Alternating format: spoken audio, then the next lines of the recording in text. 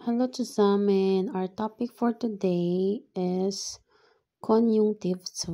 Okay, this is the grammar for today's activity. It's Konjunktiv 2. So it's about höfliche Fragen und Wünsche. Höflich, respectful question and wishes. Okay.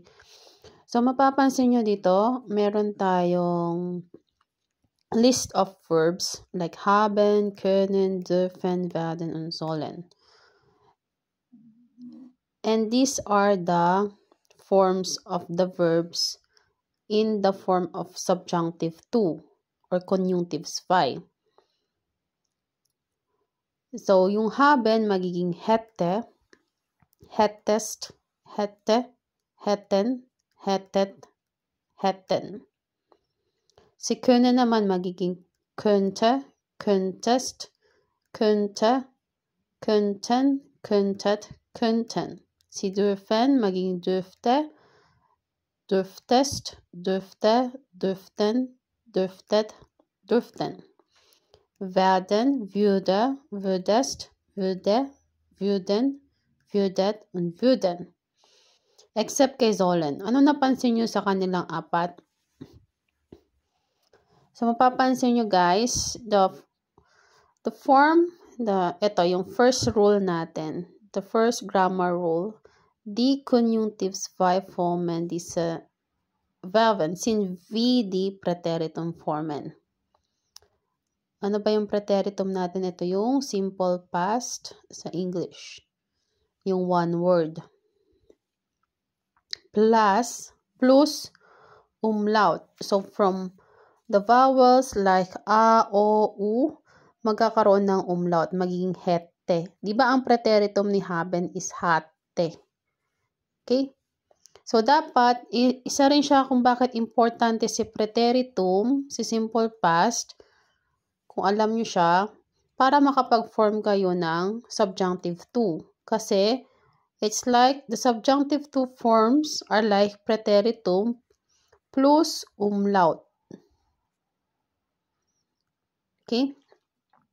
Mit dem Konjunktiv 2 kann man höfliche Fragen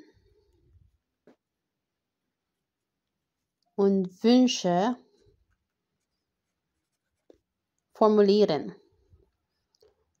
Hindi lang Fragen at saka Wünsche, pwede rin kayong mag-advise. Okay? Empfehlungen or recommendation. Okay? So, let's have this example. Sabi niya dito, ich hätte eine große Bitte. So, ngayon nasa level A2 na kayo, syempre dapat level up din kayo. Hindi nyo na lang sasabihin, ich habe eine große Bitte. Respectful form na yan. So, mas magagamit nyo siya sa writing letter, ganyan. Or kahit sa speaking, ganyan. Respectful form na yung gagamitin nyo. Ich hätte eine große Bitte. What is Bitte? Hindi yung please to Maraming meaning ang Bitte. Request. I have a big request.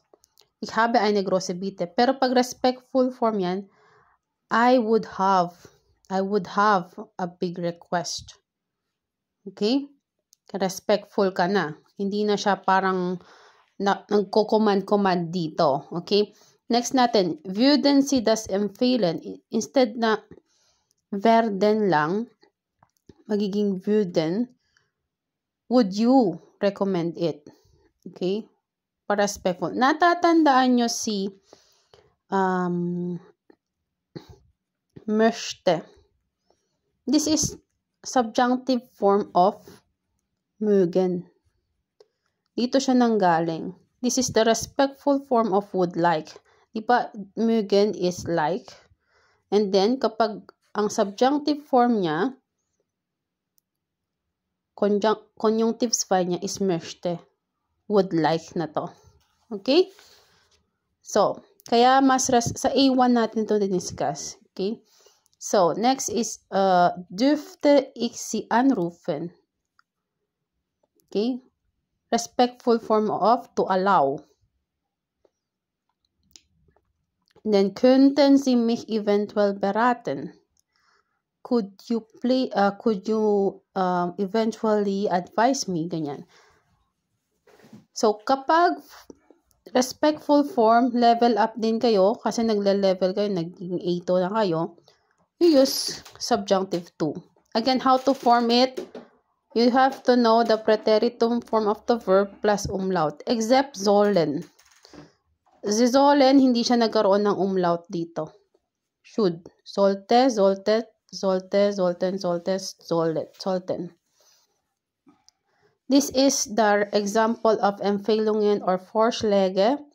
Sie sollten zuerst mit ihren Eltern sprechen. And then, sie könnten mit einem Lehrer sprechen. So, it can also be used sa Vorschlag at saka sa Empfehlung. Okay? Empfehlungen kapag plural and Vorschläge kapag plural din. So, sa mga students ko, it will be discussed more specifically and intensive sa mga exercises. Okay, yun lang. God bless.